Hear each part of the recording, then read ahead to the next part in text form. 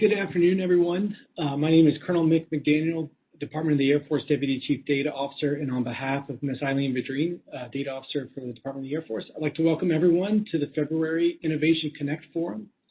Many of you were able to attend the event last month that featured Presidential Innovation Fellow and founder of the Department of the Navy's Black Pearl, Mr. Ken Kato, and also the U.S. Air Force Chief Software Officer, Mr. Nick Chalon. So I just ask everyone to please check, make sure your microphones are muted, as we get started here. So today we're very excited. We've got an exceptional presentation for the group today, and we've had a record number of RSVPs, so we've got a lot of folks on the line now, and look for even more dialing in as we get started. But we're extremely excited to have the Chief Data Officers from each of the military departments, Dr. David Markowitz of the Army, Mr. Tom Sasala from the Navy, and Ms. Vidrine, of course, from the Air Force. So we're excited to get all of these leaders together and then get their perspectives on where each of the military departments and really the DoD is headed. So we look forward to continuing these monthly events and would love to hear from you on projects you'd like to see highlighted for future events. So, and as many know, the purpose of Innovation Connect is really to help those throughout the Air Force and the DoD exchange ideas, learn about other efforts that are going on, and really help to work to innovate and solve problems. As we get started, just share a few housekeeping rules. So again, if you're not the presenter, please keep your camera off and your microphone on mute just to avoid distractions. And our speakers today, they'll each give a brief overview of their work in their respective roles as CDOs across each of the military departments. And then we'll have a panel-wide Q&A session. So throughout the presentation, feel free to use the chat feature to put a question in if you have a question. If you have one specifically targeted towards one of our panelists, please note that in the chat. Or if it's to all panelists, note that as well. And we will try and work those as they come in. But we'll do that in the Q&A session at the end. Again, also please limit questions to the topics being presented and refrain from media-related questions or advertisement for companies or organizations, things like that. So please keep it focused on the discussion at hand. Okay, so thank you very much for joining us, and with that, we will go ahead and get started. So it is my pleasure to introduce our first speaker, Dr. David Markowitz, the U.S. Army Chief Data Officer and Analytics Officer. So Dr. Markowitz leads the service's efforts to implement DoD data strategies as the Army turns data into a warfighting tool. Dr. Markowitz directs the execution of policies and programs for data and information management areas, including integrated IT architecture, enterprise data management, cybersecurity, and cloud management. Dr. Markowitz believes in establishing data's role in the Army as a key enabler for Army's data enterprises as a strategic asset. So thank you very much for joining us today, Dr. Markowitz. I'll turn it over to you, and the floor is yours. Okay, starting the video. Is that clear? Can you hear me? Okay, hey, no, thank you very much. Hey, a pleasure. Thank you for having me, Eileen. Thank you for setting this up. I guess I'm first, so, and I have no fancy slides, so it is what it is. Just a little bit back, I've been in the Army for about 15, 16 years now. Was actually an OSD, the evil OSD Cape, for about a decade before coming to the Army, before it was known to be Cape. Spent time on the resourcing side and the operations side in our G357 shop. Been there for about 10 years, and 5 years in the G8. But I had a great opportunity to come to be the Chief Data and Analytics Officer of the Army. To me, this is a wonderful opportunity to kind of fix all the problems I found the Army was having, just trying to see and understand itself to get our data. And it's really an incredible, unique opportunity in time in the Army where we kind of have a confluence of events. On the one hand, we're looking to the future. We've got an Army modernization view of 2035 with a waypoint of 2028. And data is considered by Army senior leaders really throughout the Army, that data is really that next frontier to really make warfighting operations, to keep a decisive edge. It's a new area that we will exploit like we've not before. With great support from Army senior leaderships to help kind of make this transition. And almost all Army leaders understand that this is a very fundamental change in how we do. So we got great leadership participation, support. The second kind of interesting aspect of timing is we've done in the Army, I think like all the other services, we've had many years of business system operations and intelligence operations in Iraq and Afghanistan that both have given us a view of what that new future might be. So both the collection of data, processing, dissemination, the major programs that go with it. So there's a bit of experiential base that we've developed, but realize we're not really quite at the level of, say, our IC participants or other areas of the federal government that we want to kind of make to that next step. So it's really kind of a new area of opportunity. There's a new Army Enterprise Digital Strategy coming out, and I'm going to explain explicitly more of what we're doing on the data front now. There will be a data and analytics annex to that strategy, and it has three kind of major parts. We're looking at people, culture, and foundational activities. Where for people, Army runs on people, Chief Staff of the Army, Secretary of the Army, people is one of our major tenets. But to really get at this new frontier, it requires us to tracking, clear going, all those different things you guys are managing. Hi, hey, we've got an open mic. Please hold questions to the end. That's why I thought it was important that we get together to have this conversation. So I'll shut up and turn it over to Will. We've got an open mic out there. Participation. Okay, thank you, Mr. Miller. So here we have the objectives, and go through this objective. We have, Alex Smith needs to mute. Okay. Thank you. So where was I? So for people, we're going to see the people area in two areas. Developing our own talent is in two areas.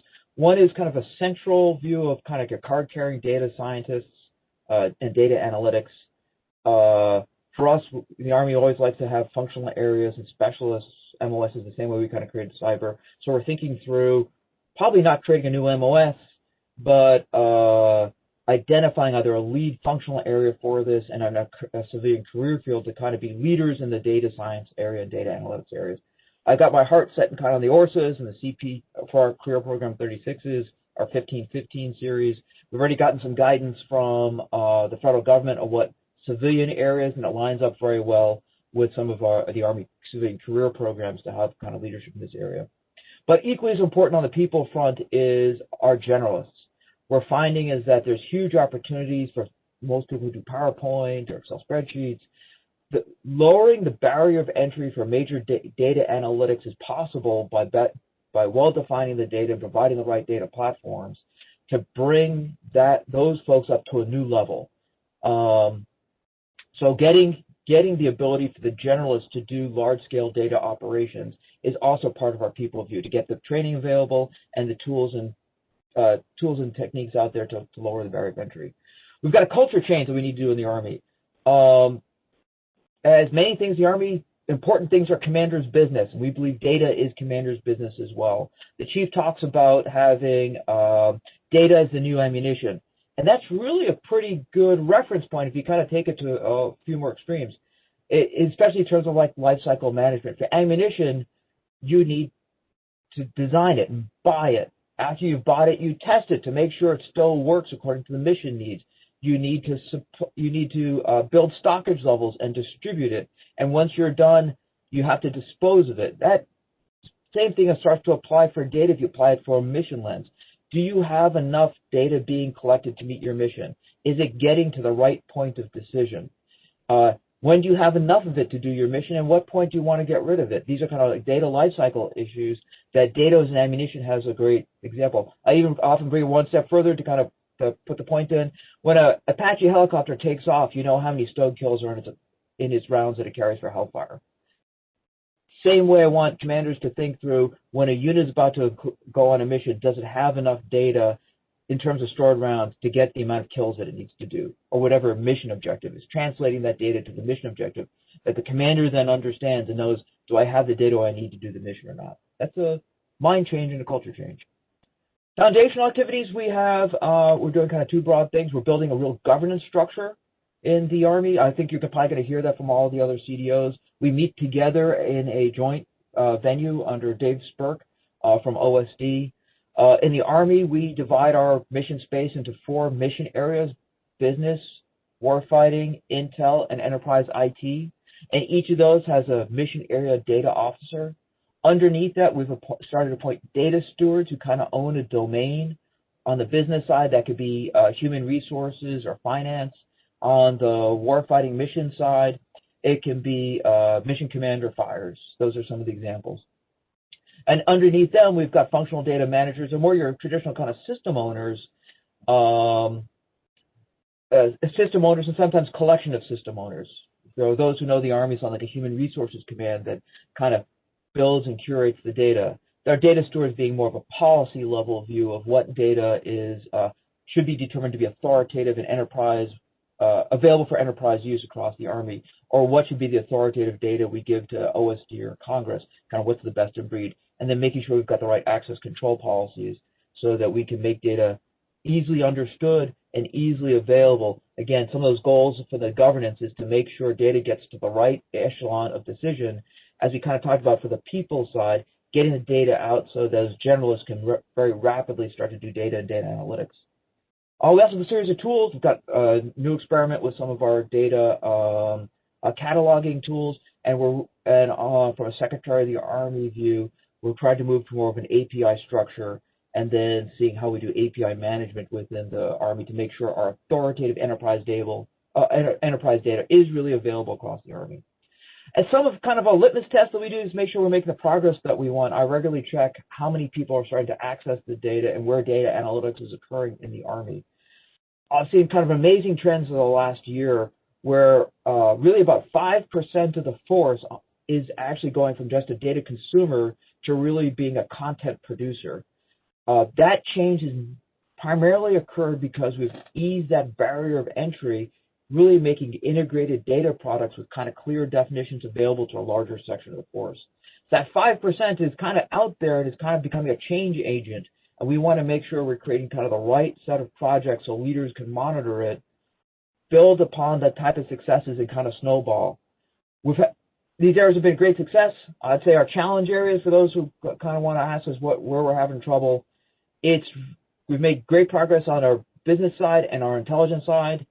Our warfighting mission area and enterprise IT are having trouble scaling this because for them, this is kind of really new. They don't kind of have, they do not have the type of regular experience those other two domains do. So we're thinking through how to better scale those sides. Thank you for having me. Absolutely want to answer any questions. Turn it back over to the chair. Okay, hey, thank you very much, Dr. Markowitz. Yes, we'll definitely get to the questions after all three of the presenters have kind of had a moment to present.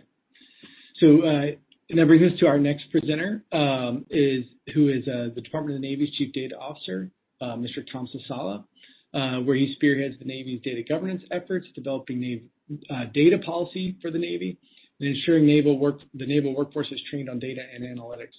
As part of the Department of the Navy's aggressive effort to improve its data environment and its information infrastructure, Mr. Sasala advises and assists the SecNav and under SecNav in the execution of their statutory responsibilities, establishes data priorities for the Department of the Navy in support of the National Defense Strategy, and drives change through the Business Operations Plan and Data Strategy Implementation Plan. Mr. Sasala, thank you very much for joining us today, and the floor is yours, sir.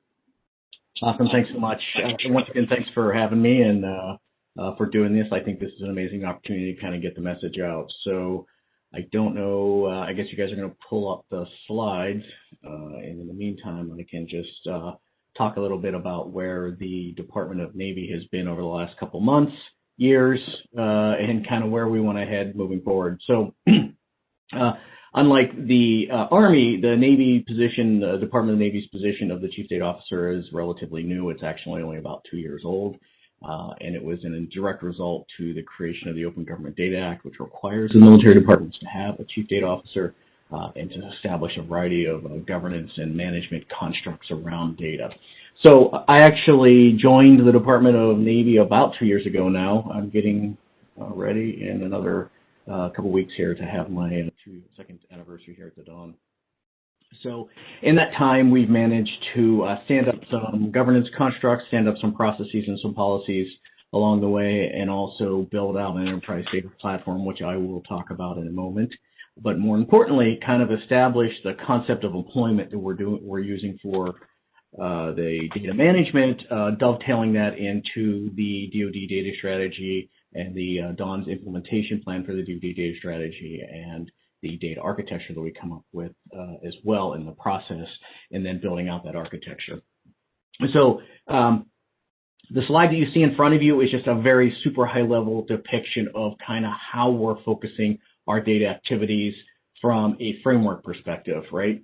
So the idea here is we want to make sure that we take our data and we want to integrate all of our domains, land, air, sea, space, surface, subsurface for the Department of the Navy, as well as our cyber domains into one domain to create decision advantages at speed of mission. So the whole idea is to take the data that we have, decouple them from the systems, and provide that data to our decision makers at echelon in the time of need, right? And so that's a really complicated problem for the Department of Defense. It's a super complicated problem for the Department of the Navy, right? And so the way that we're getting after that is we're really starting to, I don't know what the right term might be, but we're kind of starting small, and we're trying to scale that to the size of the department. So what we want to do, which is what we have done actually over the last year or so, is we started with a small scale pilots about some processes that we want to implement and some frameworks we want to implement. And we've been exercising those very rapidly over a period of weeks to find out where we can tweak them and where we can make them, optimize them a little bit better. And then we've been progressing with that over the last, I would say, maybe the last 6 months or so. We've really been doing a hard push on taking the use cases and what we're calling, or what I call, key questions, right? And allowing the key questions to drive what data we're seeking, rather than to go after systems or going after specific data sets and then finding a question that the data might answer. So instead, we're kind of inverting that pyramid. We're saying, well, what questions do commanders, what questions do decision makers have, right?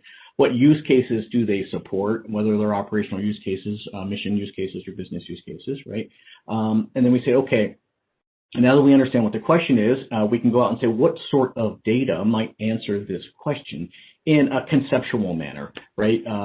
And so then once we go out and say, okay, let's say, for example, we have a readiness question. We want to know, if a specific type of asset is capable of going to battle or something like this. So that multifaceted sort of question, when you decompose that to say, is this platform available for some sort of operation? You got to dig into, is the platform itself there from a physical perspective, right? Does it have people on it? Are the people trained? Are they medically fit for duty? Do we have the right ordnance or the right additional material required for the operation? So that cuts across the people, it cuts across some of the technology, it cuts across the logistics and sustainment, might even involve some sort of financial transactions to move some money around or to spend some money to take the operation on, right? So what we've done is we've organized ourselves around information domains, not too dissimilar to what the Army has done. The Army has settled on the mission areas, but in this case, we've broken up a little bit more granularly into 12 information domains of what we're calling the big kind of master entity types, right? So financial management, medical, personnel, or otherwise known as human capital, intelligence, and some other ones, right? So there's 12 of them that we're piecing together, and we're using our naval data architecture, which is based on domain integration points, in this case, information domains. So theoretically, at some point in the future, we will have some instance of 12 information domain hub integration points that we will use to provide all the data for a specific domain. And then we have established our enterprise data environment that we call Jupiter, which is a tenant inside of the broader DoD Advana platform, right? And so we're going to use Jupiter to pick that data from the individual information domains, bring it together, and fuse it into a comprehensive viewpoint that we can use at the most highest level of the Department of the Navy, but also provide access to Jupyter and to the information domain hubs, right? To anyone who might need to get in and use data to come up with some sort of analysis to drive decision making, right? And then more importantly, the architecture is encapsulatable. We can take that entire architecture, whether it's 12 domains with the enterprise domain on top, and shrink it down to the size of maybe a laptop so that someone could take it on an expeditionary mission. We could scale it to the size of a strike group, a surface-subsurface combination of assets, right? Or we can scale a little bit larger to something, say, maybe like an army, the size of an army division or something like this. So we have lots of opportunities here to take that architecture and scale it. And so by that nature, our naval data architecture is actually very descriptive in nature. It is not very prescriptive. We've given a lot of trade space for our programs of records, for our data stewards, for our data managers, our functional data managers, as well as our assistant data officers that we have in the Department of the Navy, to take that architecture and apply it in many different ways. One big difference, however, from the past where the Navy has been, Department of the Navy has been, is that we want to organize our data by type in these information domains rather than allowing our data to exist by organization. So what I mean by that is if we have financial management data, what we don't want is to have a financial management data hub at every individual organization that we need to turn around and integrate. Instead, what we want to do is pull that data into the information domain hub, kind of at the subdomain level, and then allow that domain hub to build subdomains based on specific categories or types of financial management data, for example, right? And then use that one singular FM hub to integrate with the other domains when you have a cross-cutting question that cuts across multiple domains. Now, we are not precluding the ability for individual organizations to have an information domain hub, but we do want to avoid an organization having a hub and putting all their data into it, because that kind of does not meet the spirit and intent of the architecture and the concept of deployment. So the whole idea of an information domain is to put like information together because it uses the same policies and the processes to be managed. It is governed by the same statutes or laws or regulations, right? And potentially, most usefully, right, it has the same security controls around it, generally speaking, right? And so by pulling that data together, it allows us to manage in a day-to-day world, right, manage that data easier because all of the like data is together. So instead of having a single database that might have financial management data in it, medical data in it, personnel data in it, that would require you to go out and ferret out what the financial management rules are, the HIPAA or the HPI, PHI type rules, as well as the PII type rules, or personally identifiable information, and put that all together and implement those rules all in one database. Instead, what we're trying to do is optimize by implementing those rules once in a domain hub and then allowing that integration to happen so that the domain hub and a series of APIs or interface specifications we're developing here in the Dawn can exchange that information, and we can filter and mask it as required and release the information knowingly and willfully, right, rather than arbitrarily copying or moving data around just because people need access to the data, not because they want to use that data for some decision-making purpose. So what you see here on the slide is it's kind of this the detect, decide, engage, assess sort of process is what we're using to go through that what I just described in terms of that key question all the way down to finding the system and then building the result in analytics. But the whole, at the center of all of it, again, is the decision advantage at the speed of mission, is providing access to analytics and resultant data manipulations, right, to the field so that they can make decisions. So, providing simple access to data, that is a step in the process. That is not the target stage, right? Getting access to data does not necessarily lead to decision making, right? Integrating data, fusing data, cleaning data, make sure that it is trustworthy and ready for decision making, and you have some sense of the pedigree and the provenance of the data, right? Where the data came from. That'll lead to some trustworthiness, right? And it'll also lead to some quality things, right? And so once we have a high degree of trustworthiness, we understand the quality is sufficient for decision-making purposes, right? And we understand where that data came from, so we truly understand what type of questions can be answered with that data versus what kind of questions we would not want to be answering with that data, right? Then we can provide that data for decision-making purposes. So with that, that was the last maybe 2 years of my life, let's say. And so we've been working very closely with Eileen here in the Air Force, as well as Dr. Markowitz over in the Army, and now Dave Spurk up at the OSD level, right, to pull all this together. And we've provided like our artifacts to not only the rest of the CDOs, but OSD. And then we're trying to take this exact same philosophy that is more or less over the last year or so been business focused and turn around and focus that on more tactical, more mission oriented things, more operation oriented things to help the warfighter, right? And so applying this theory, this framework to a mission use case under JADC2, specifically the digital fires use case, to say how can we identify what questions need to be asked, what data drives those questions, what systems contain that data, right?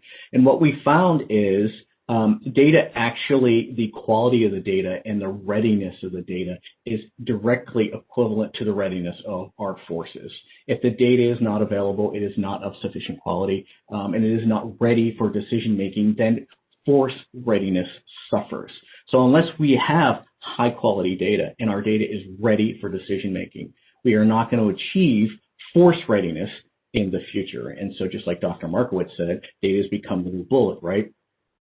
Just like bullets, we need to manage it as a readiness question, as a sustainment question, as an availability question, right? And so start applying the typical sort of military readiness paradigm to data is something we need to start thinking about in the future, so that we can make sure not only are our personnel and our equipment ready to go to battle, but our data is ready to go to battle. So with that, I will pause and turn it back over to the moderator, and we will get on with the rest of the panel. All right, Mr. Sasala, thank you very much, sir. Appreciate your comments and perspective. And then, again, if you have questions, just remind folks, if you have questions as the presenters are presenting, please post those into the chat, and we can get those teed up for our the question part of the panel, question and answer part of the panel. So finally, we have with us today Ms. Eileen Vidrine, the Department of the Air Force Chief Data Officer, and also the visionary behind the Innovation Connect series. So we're thrilled to have her with us today as well. And Ms. Vidrine, in her current role, she develops and implements strategies for enterprise and data management, analytics, and digital transformation to optimize performance and drive innovation and across all missions and operations within the department. Ms. Vidrine is passionate about pushing the envelope to use data as a strategic asset and create a functional, data-centric enterprise here in the Department of the Air Force. So it's my pleasure to introduce Ms. Vidrine. Ma'am, the floor is yours. Well, thanks, Colonel McDaniel. I think I'm so excited to have both Tom and Dr. Markowitz here with us today, because I think that it's really about us working together as a team. Many times I tell folks data is a team sport, and I'm really excited to have my teammates here with me today, because we would not be where we are without their support and their great insights to help push us forward. So if we look at what I call the journey of Team CDO in the Department of the Air Force, we too have been a startup and a very mature organization. And our first step was really to set a foundation. And we did things like the tradition, we followed some of the traditional Air Force steps, where we had a signed mission directive and a policy guideline that we met from initial IOC all the way to FOC that happened last year. But I think that the other piece that I think is critical is that working together with Dr. Markowitz, Tom Sasala, Mr. David Spurk at OSD, and his predecessor, Michael Conlin. And I would also say Dr. Markowitz's predecessor, Mr. Greg Garcia. Together, we worked with the help of our community to author the first collaboratively written DoD data strategy. And I think that is really great news for us, because it really gives us our guide points, to really push forward as a department and really work together to solve some of the most challenging opportunities for us as a big Department of Defense enterprise. And so I think that is the critical piece that I wanted to start with. And in the Department of the Air Force, now that we have a DoD data strategy, we are finalizing our implementation plan. And again, we worked across our entire department, socializing it with both air and space forces to move forward to have what I would call a common roadmap for us to move together as an enterprise. And when we wrote that, we looked at both our mission components and what we, by statute, are required to deliver under the Federal Data Strategy Action Plan. And one of those key pieces is really working to develop and mature our workforce in the space of data. I like to say that data needs to be part of every airman and guardian's core DNA: active, guard, reserve, military, civilian, true total force. And we are doing that in many ways. One of the first things that we did in our governance component was really to work with our major commands and field activities to have data officers in each of the key organizations, both functional leads as well as major command level, to have what I would call a single point of contact to begin the data conversation. In addition to that, we decided that we really needed to build a baseline for that workforce. So last fiscal year, we ran a small pilot where we ran a data governance boot camp where we got the first about 70 plus data officers across our department certified with the ICCP Federal Sector Data Governance Professional Certification. That really built a foundation for us to have common dialogue across all of our data leads in our throughout our enterprise. But that isn't the only investments we've done in the workforce. If we look at some of our newest members of the workforce, this past fall, the United States Air Force Academy rolled out a data science major and minor, and those cadets, and when they graduate into the Air and Space Forces, will go into all mission sets. So I think that is going to be a game-changing capability for us to move forward, because they'll go into logistics and intel and nuclear and all of the mission areas with a strong data science or data science minor capability. In addition, we worked with our personnel community to develop a summer intern program. We did that in our first year of existence, building the scaffolding for a 12-week data science intern program. And last summer, despite COVID, we still had a data science intern program. And today, one of our very first data science interns is actually a career member of our team, where he, upon graduation, joined as a civilian in the Department of the Air Force. I think that is the first of what we will hope will be many new acquires to bring great talent into the Air Force. But it's not just about bringing great people in, it's about maturing and investing in the people that are already here. And so there we partnered with the Air Force Institute of Technology to do an online graduate certificate in data science. It's a series of 5 classes that they can take in cohorts throughout the period of time. We are in year 2 of that Pathfinder, and the results are very promising. In addition, we do short and long courses, but the bottom line is we recognize that our people are our most important asset, and so we need to invest in them, not just at the beginning. This is an emerging field. It's maturing every day, so we have to make sure that we're continuing to invest in them through the life cycle of their career. Just last fall, our A1 community actually piloted a data science for senior leaders course, and so it's really at all levels: strategic, operational, and tactical investments. the other place that we've really made some deliberate investment is really building our cloud platform to enable our airmen and guardians to democratize data within our department. So when we built the Vault data platform a little over a year ago, embracing what I would call agile development models.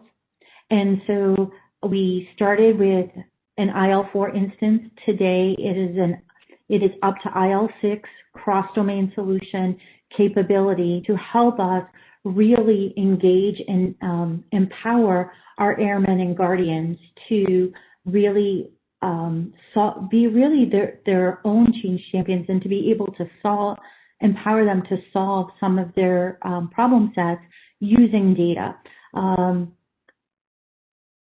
Just recently, I was asked by a colleague, "Are you back in the office?" And my answer was, "We haven't left." Because we moved to the cloud well before COVID happened, it was a capability that was available.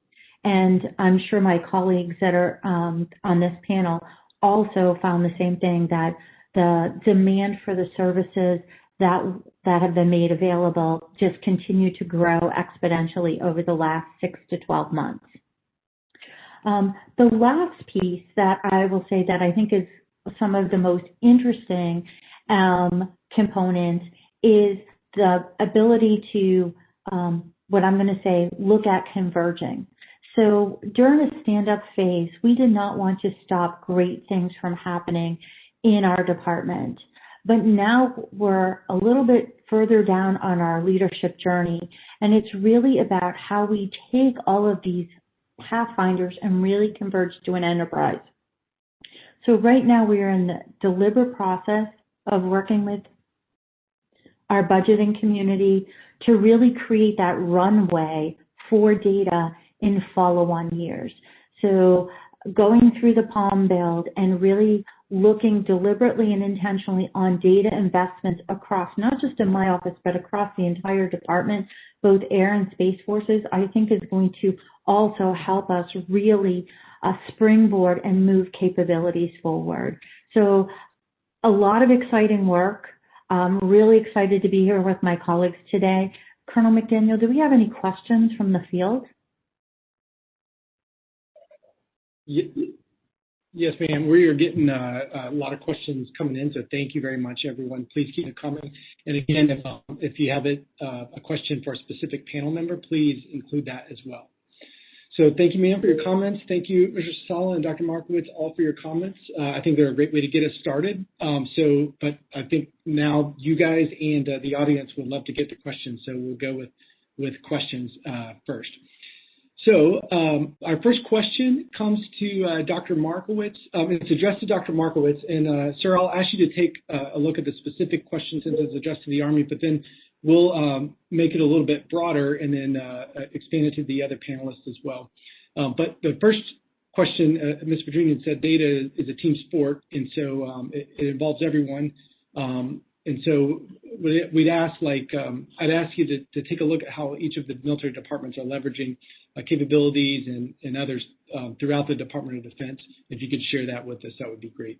So first question, Dr. Markowitz, will the Army evolving data strategy include leveraging aspects of the Air Force data ecosystem as initiated by Nick Shalom to include Repo 1, Iron Bank, Platform 1, similar value streams? Sure, no, it's a great question about where we're focusing. I know the Army's have a large enough its own cloud, leveraging a lot of the OSD contracting initiatives and trying to. I know there's certainly an infrastructure issue we need to get straight. But I'll be honest, I am not as concerned about the hosting platform as the data that's contained in it itself, and making sure that is really that is my focus area.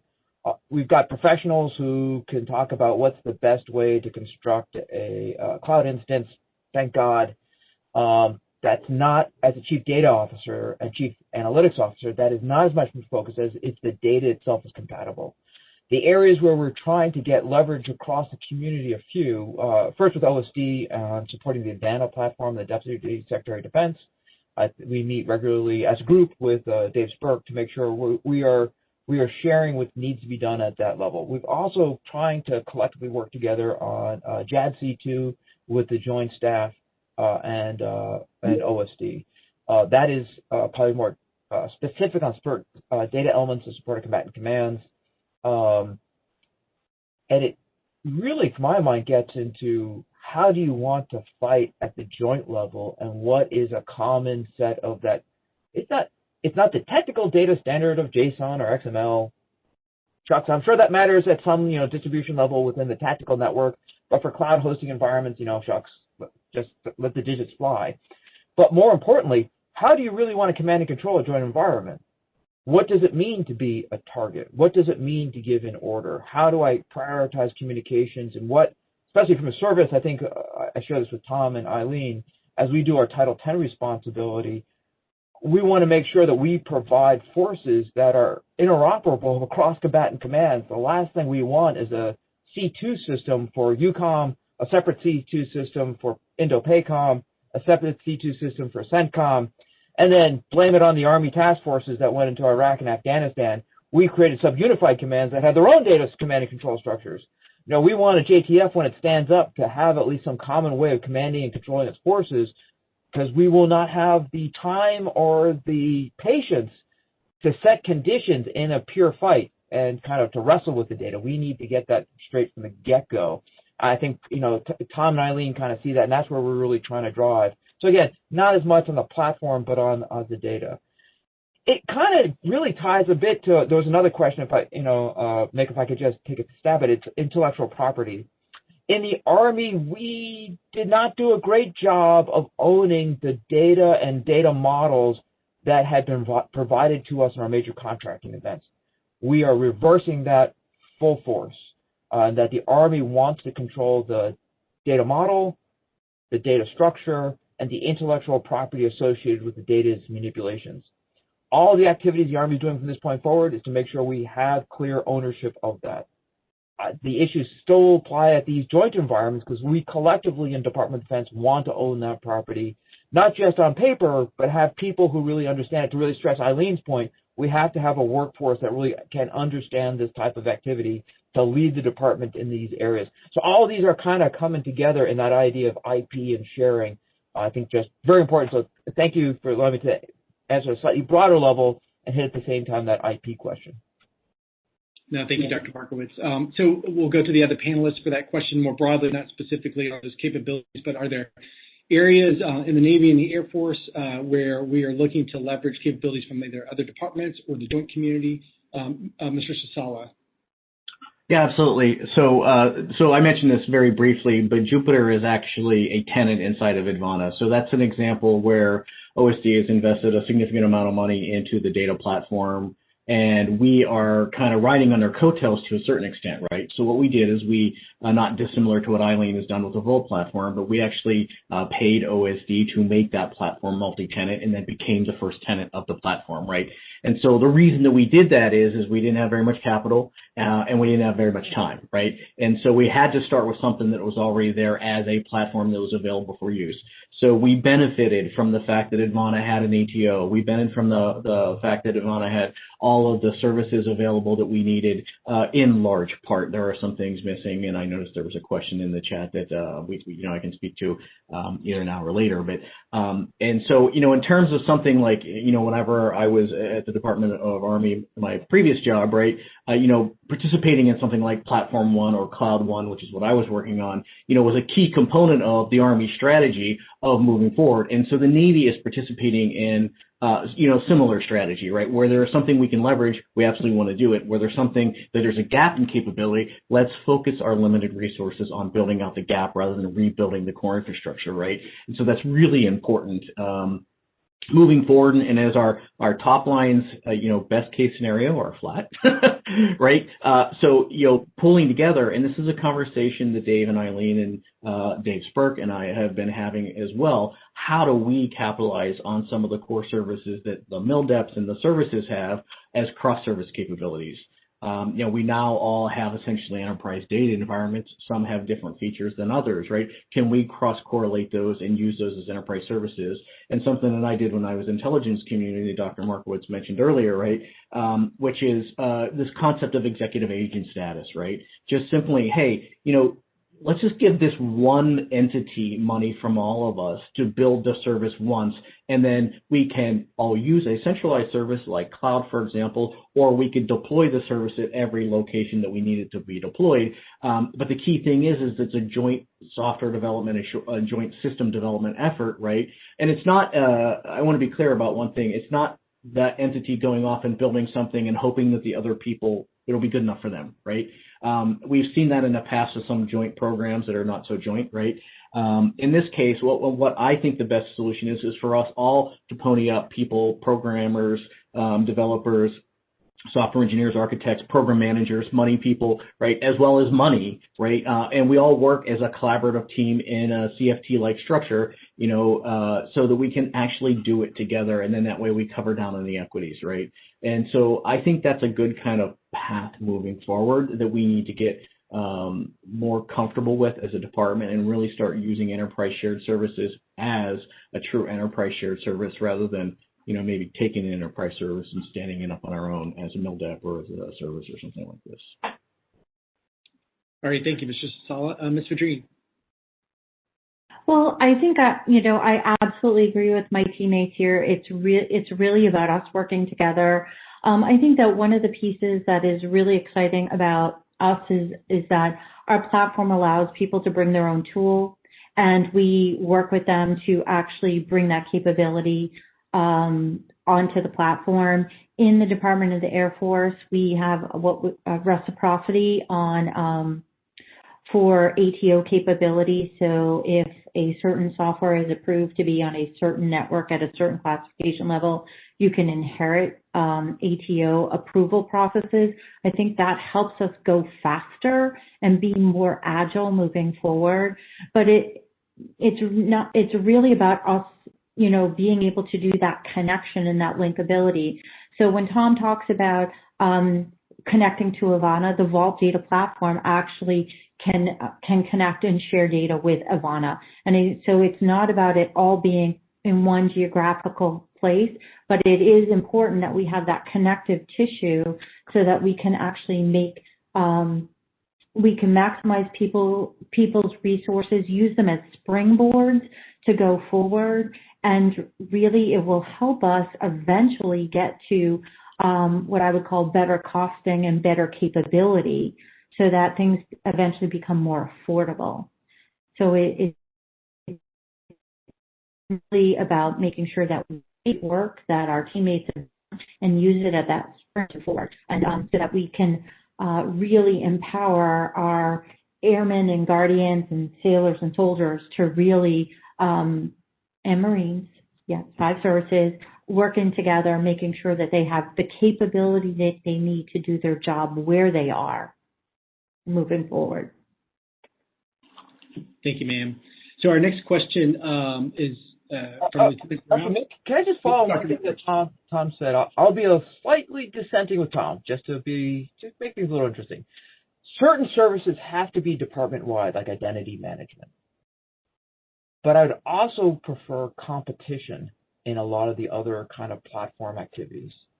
I am concerned that if we pick on one, we'll get locked.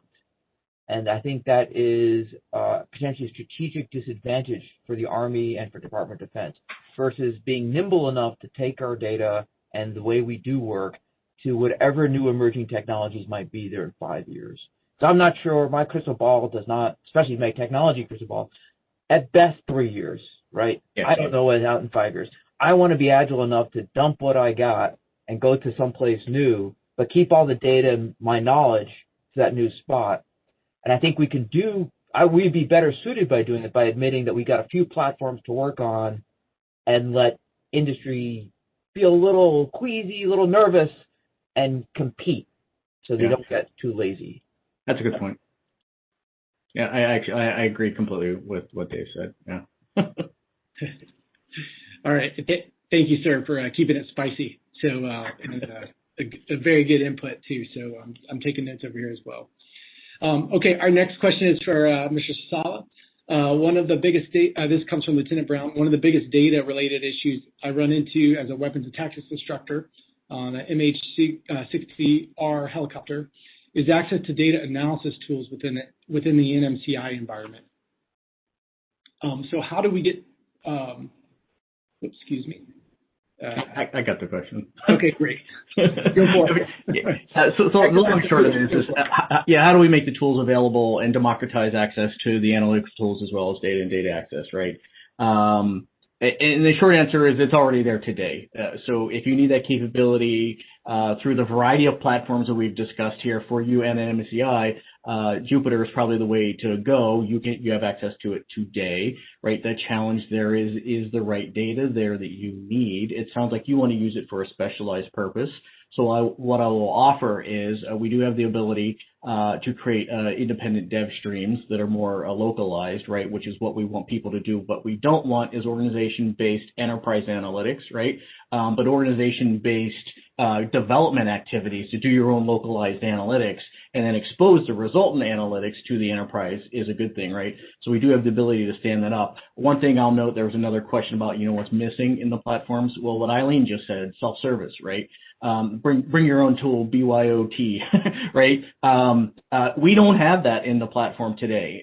We do have a certain amount of reciprocity. That is how we ended up getting onto the SC2S cloud environment by leveraging some reciprocity that we had with NGA. So that's good news. That's so now that we have Jupyter and Advana on the SIPR platform, we have that scalability, right? And as we move to JWix, we're going to leverage that reciprocity on the C2S environment as well, right? And so that's going to all happen over the next 12 months or so.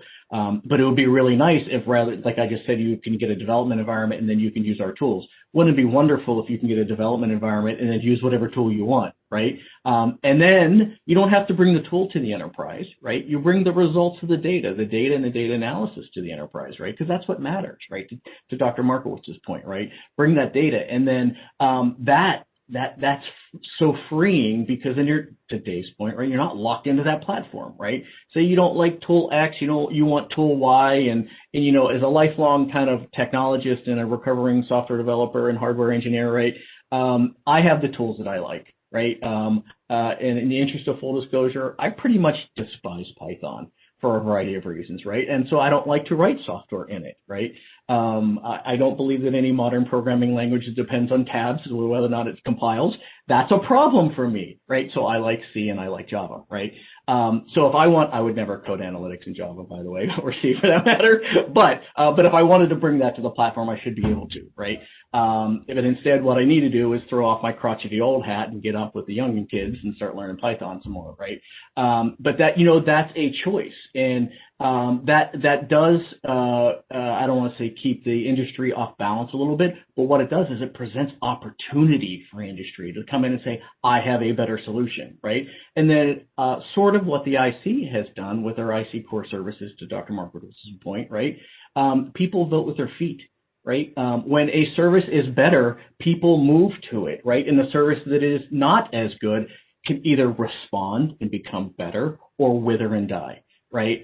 What we need to be as an institution, which is something that I think we're struggling with, is being agile enough to recognize, right, that the tides have shifted, right, and the sand is eroded from underneath you, and pull the plug when it is time, right? We don't like to kill things, right? We will keep them on life support forever.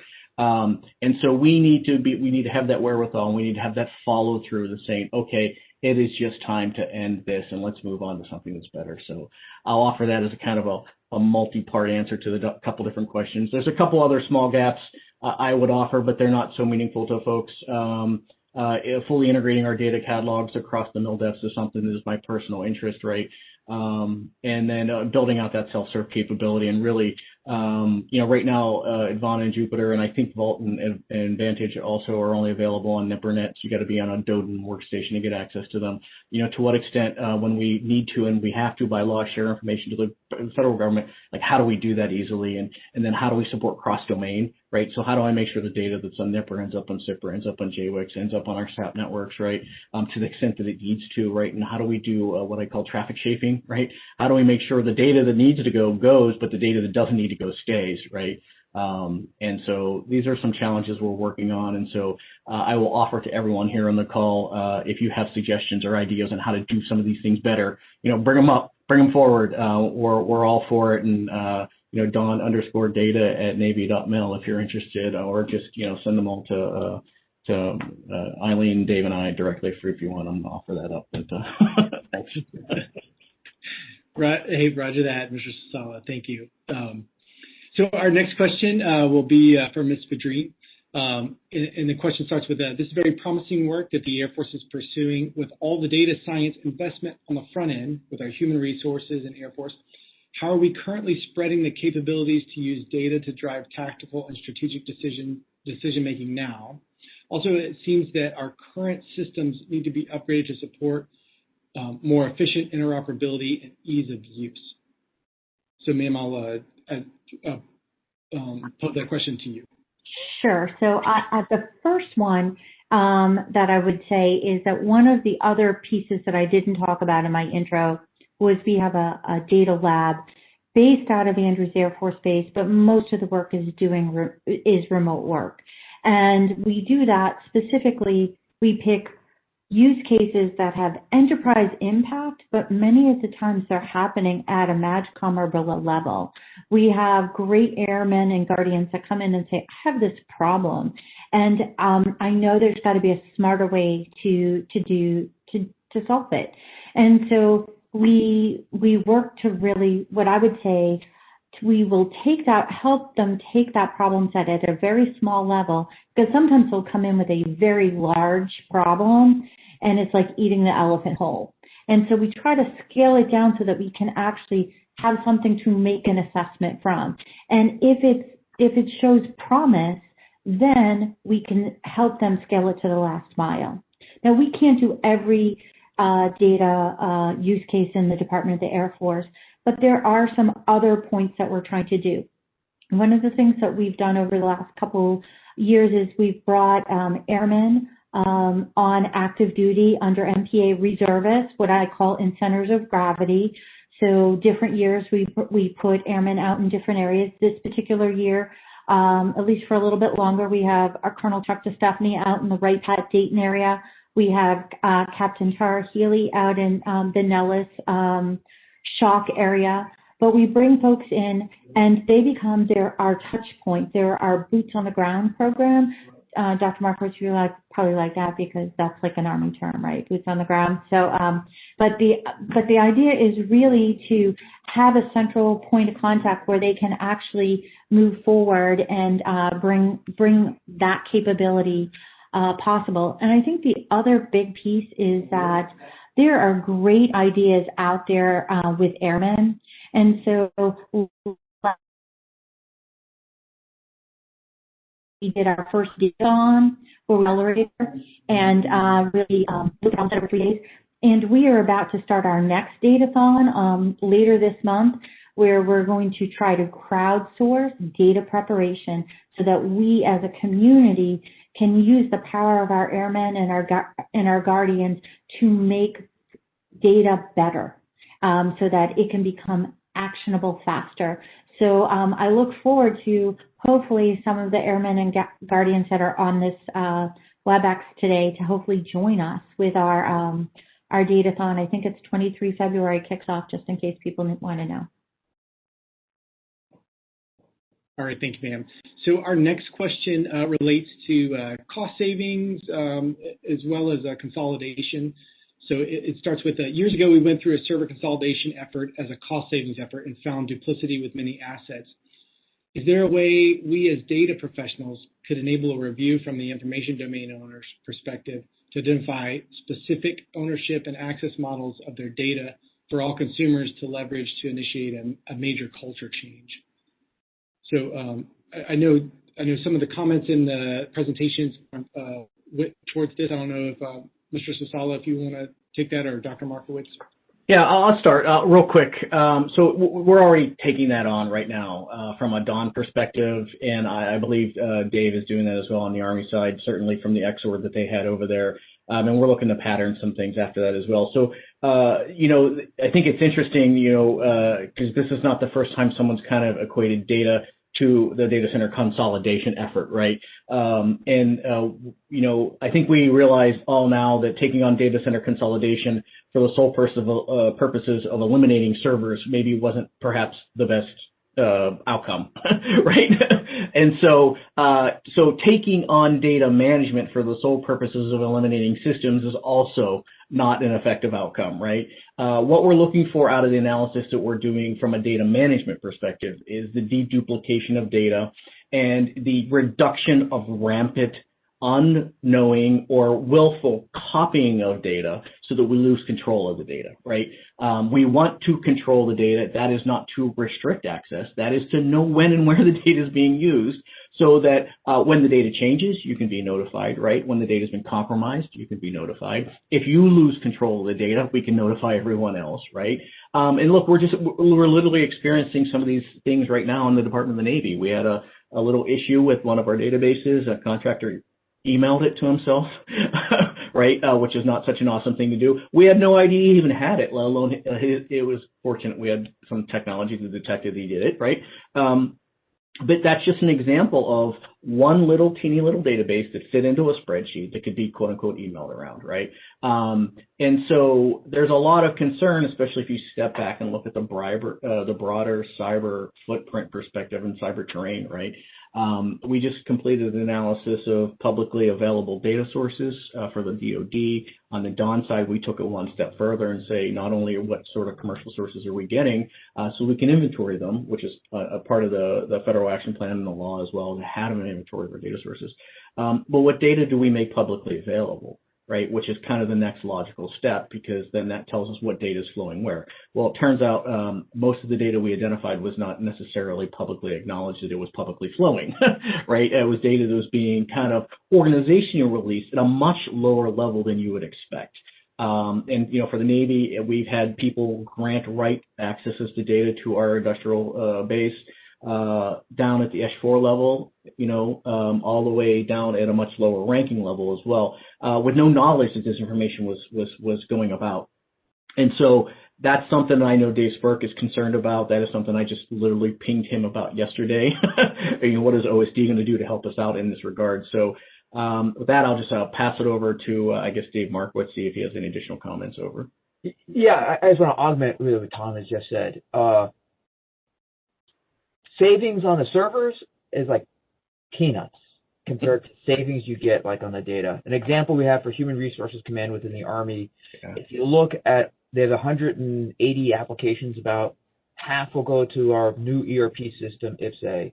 Of the 90 that remain, they had 800,000 data elements across those 90 applications. Once they start to actually go through and find out what data elements do we really need and how many are kind of duplicated, which ones become kind of that authoritative core, it's only 5,000.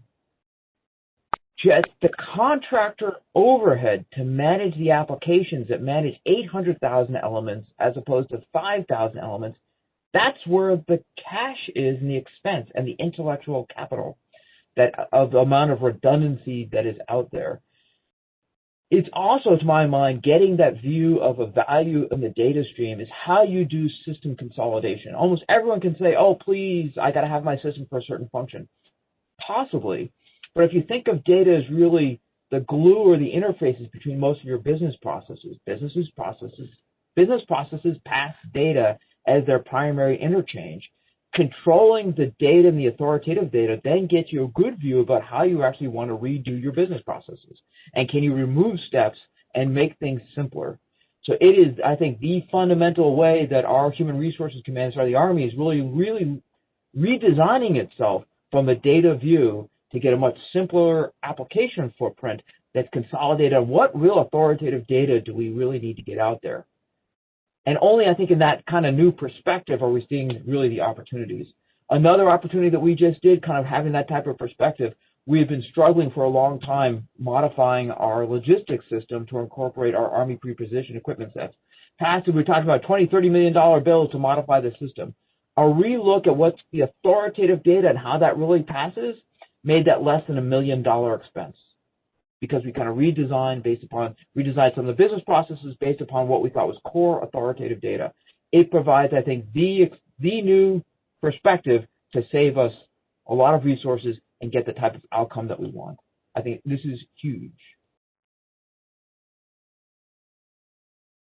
And I think this all maps back to our data strategy because we want trustworthy data. So if we can catalog our data so we know what it is, where it is, and how to get access to it, not everything may be in the cloud because it may be cost prohibitive to put everything in the cloud. In the Air Force, I always think of weather data. We have a lot of customers.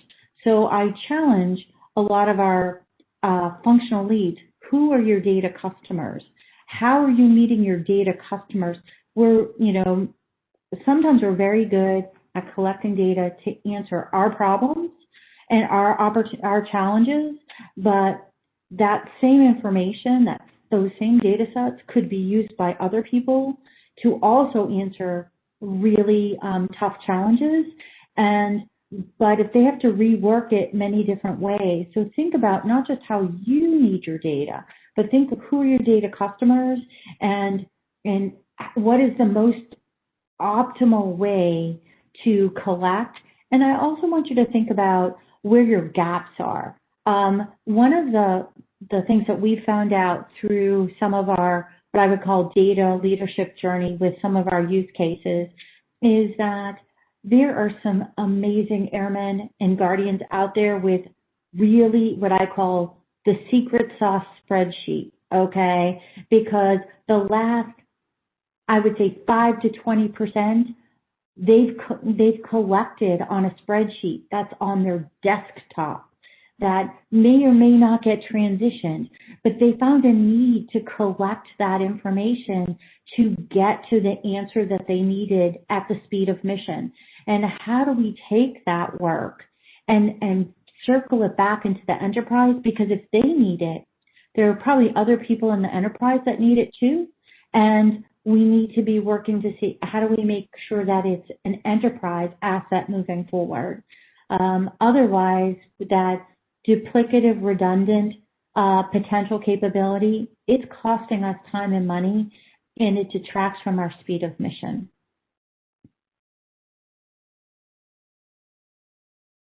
Yeah, thank you, ma'am. Thank you, Dr. Markowitz, and thank you, Mr. Sasala.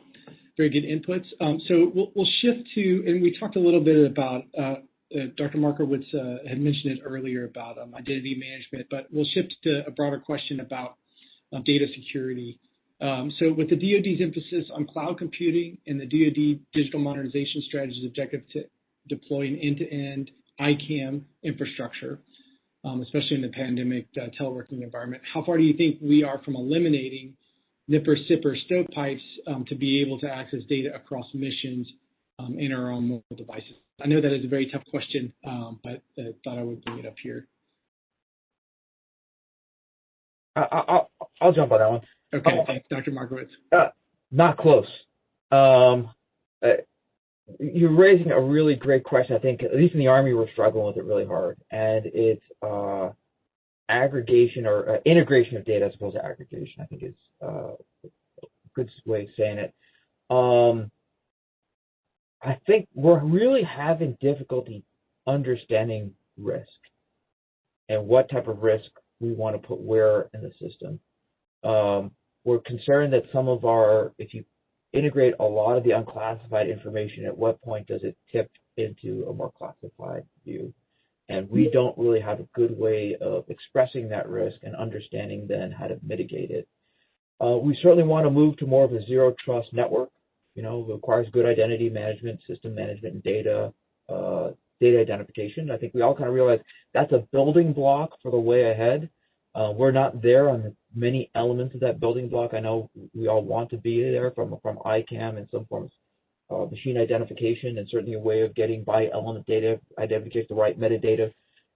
But we're struggling with the risk controls to do that, even on kind of the less sensitive side than security issues. I mean, health and human personal identification and health record data. We're still kind of struggling with just more openly of like we will directly control. We've just fielded a commander's risk reduction dashboard across the force, It provides very sensitive information on soldiers' risk behaviors and past personal histories that we really don't want to be going around very far. But for medical research, we want to be able to remove kind of the names and the right information to understand larger Army trends and to do medical work on it. And we're having these kind of very large, labor-intensive metadata tagging and then access control management to make sure that we can protect that type of very sensitive information. So unfortunately, I wish we would have had an easier way of getting to that vision you kind of expressed in the question.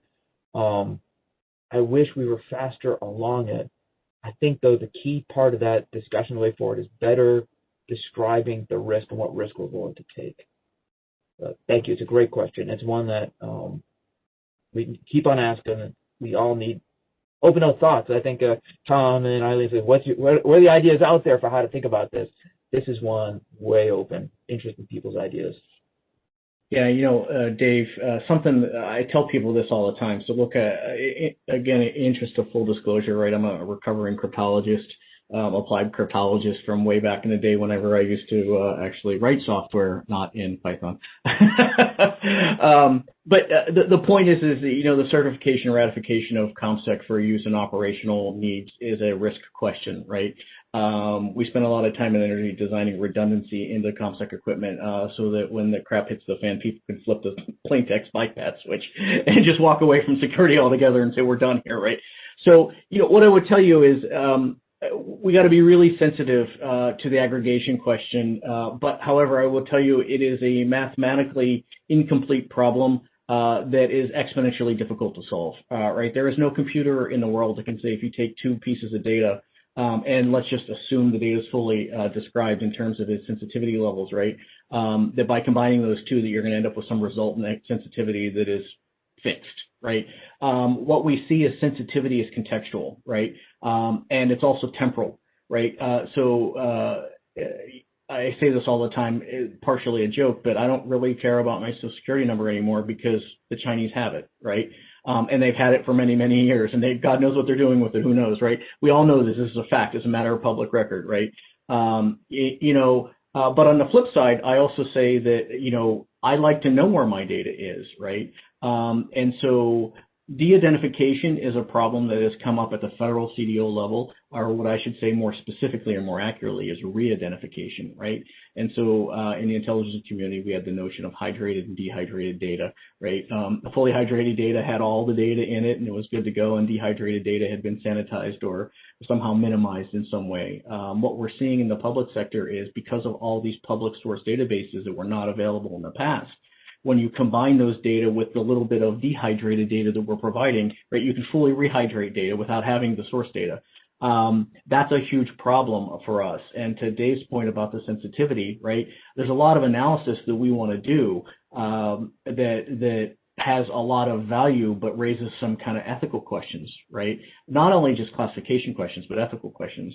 And so, we have I don't know if we would call it a policy, but we wrote the DoD has a statement about ethical AI, right? I suspect there might be some need for some ethical use of data as well at some point in the near future.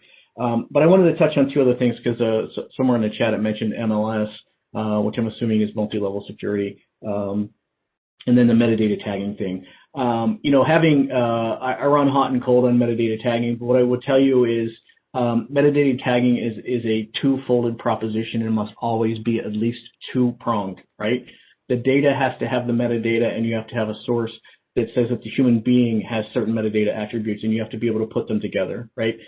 Simply tagging the data does nobody any good if there's no tag on me that says what data I'm allowed to have access to or what data I can process or what business processes I can participate in, right? And so this is a hard lesson that the intelligence community learned. I spent 10 years of my life implementing data specs on data. And then we had no centralized ICAM solution that said what me as a human being could do, right? And so they do now have mission roles and mission needs and the concept of U.S. persons and a variety of other things that have become very valuable there. So we do have some lessons to be learned from them in the DoD, right? The other thing I just want to mention back to the MLS thing, right? So multi-level secure operating systems and multi-level security is, again, something that's been around for a long, long time. People have been studying it for a long time. It comes down to trust and risk, right? How much do you trust your software?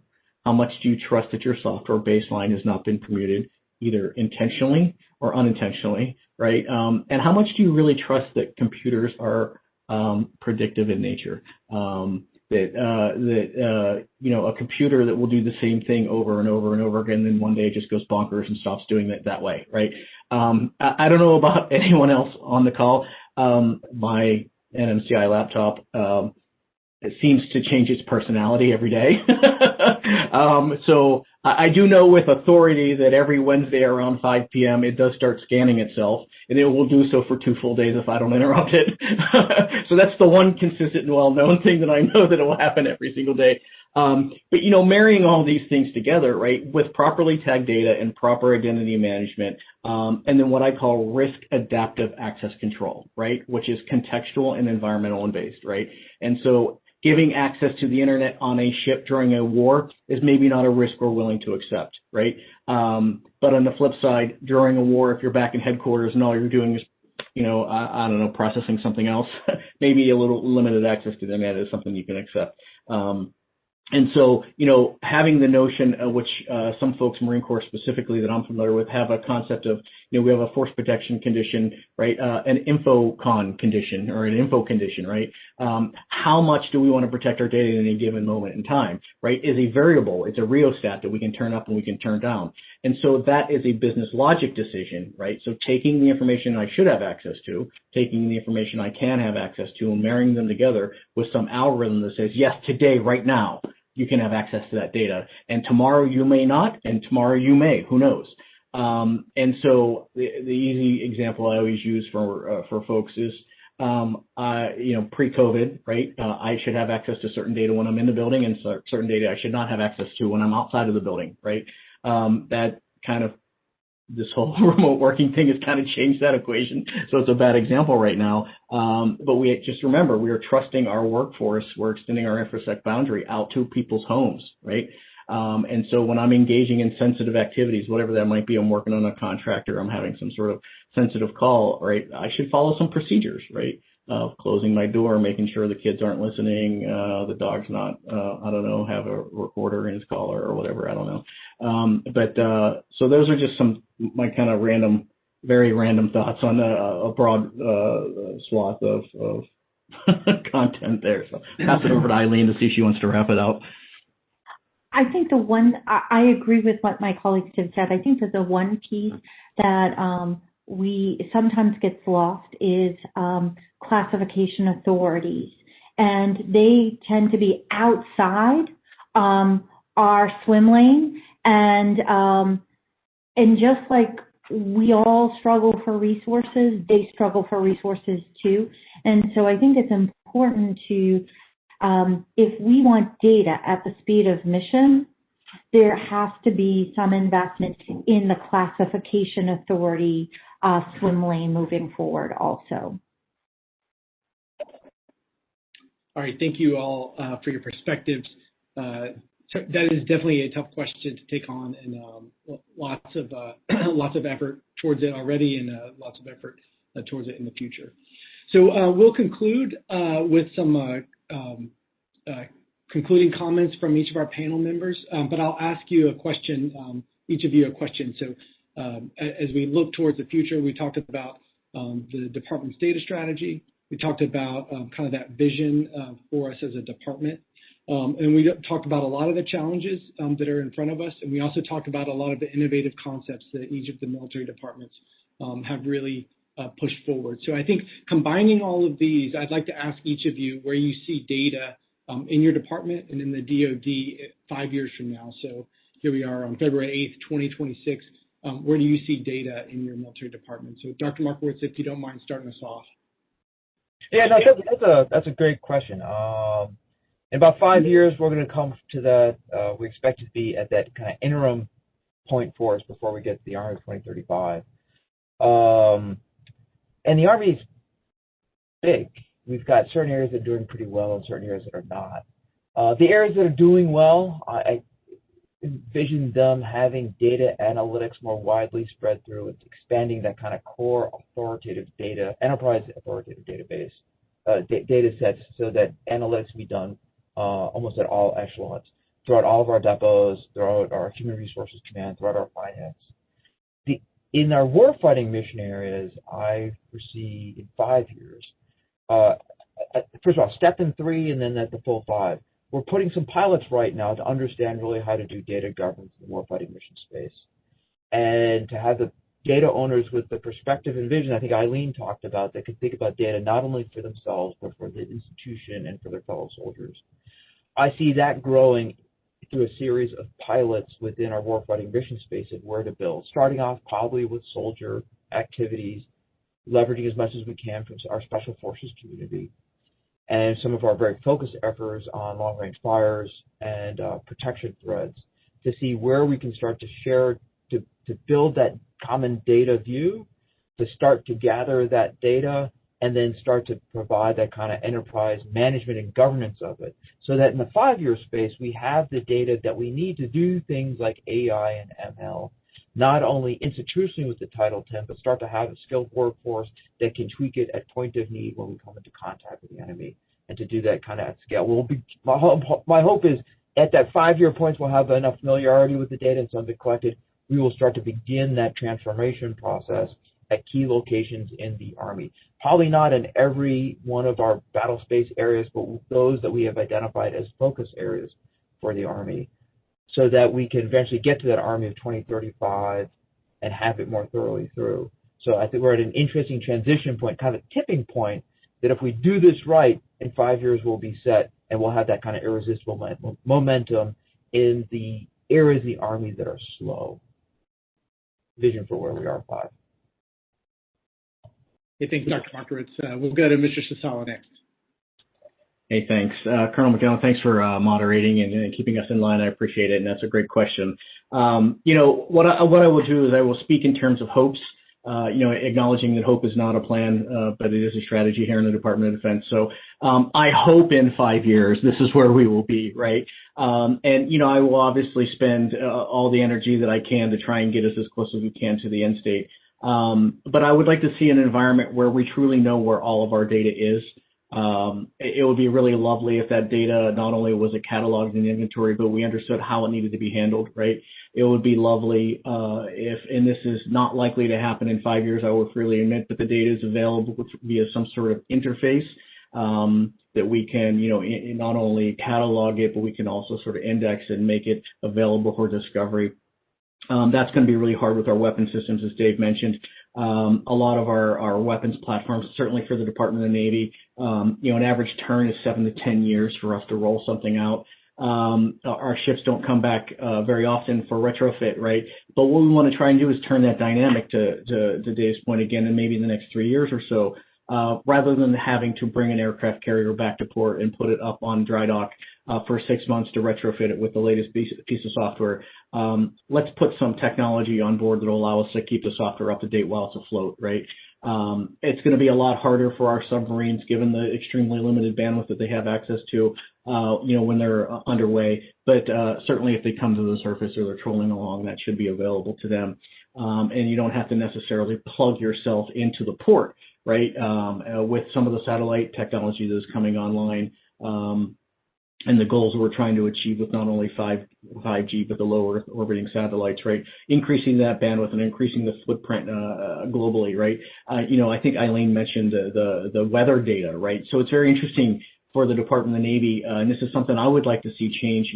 We rely very heavily on weather data, right? Well, it turns out there aren't a lot of Doppler radars in the middle of the sea telling us what the weather is like, what the size of the waves are, right?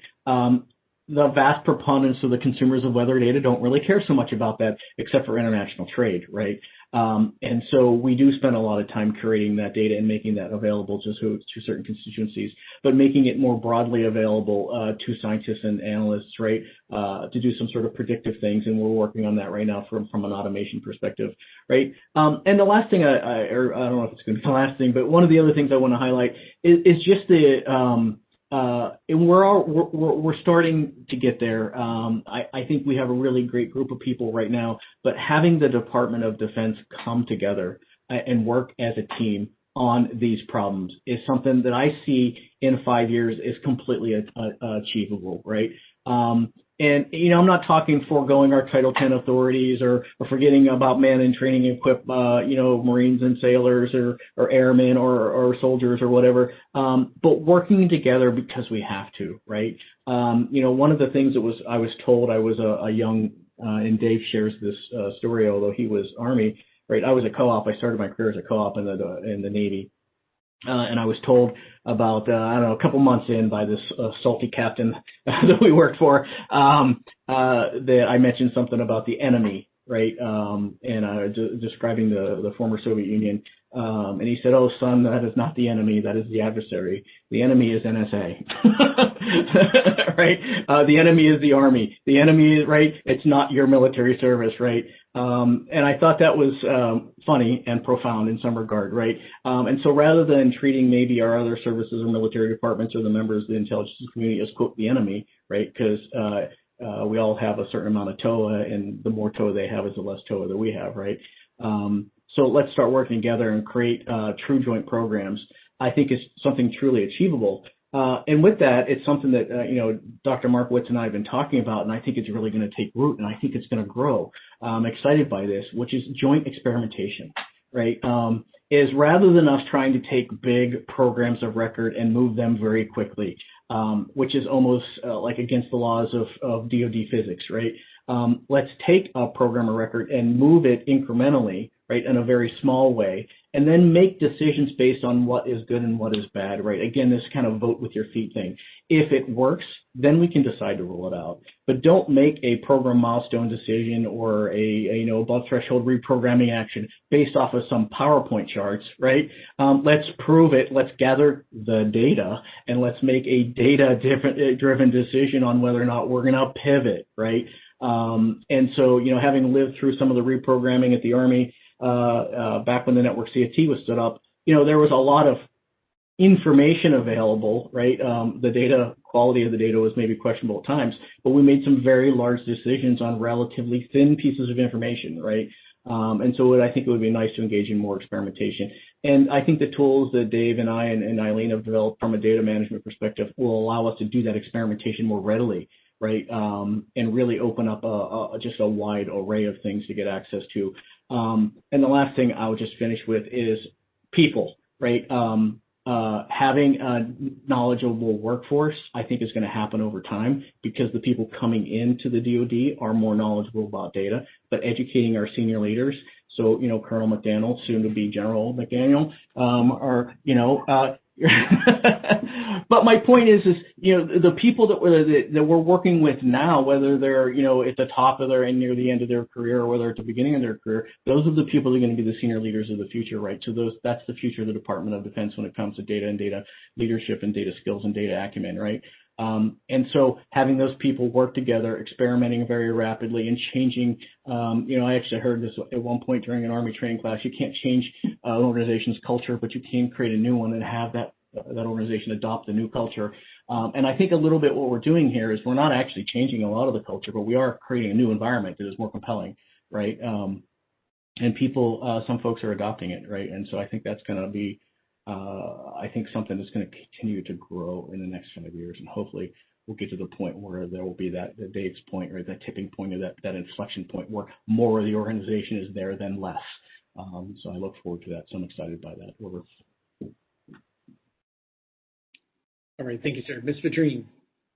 To summarize, I think that I agree with my colleagues here, and it's really about I'm very hopeful that we're going to have available, accessible, accurate, and actionable data, and that it's going to be available for the tactical as well as the strategic decisions, so that we're empowering our workforce, total force, military, civilian, active guard, reserve.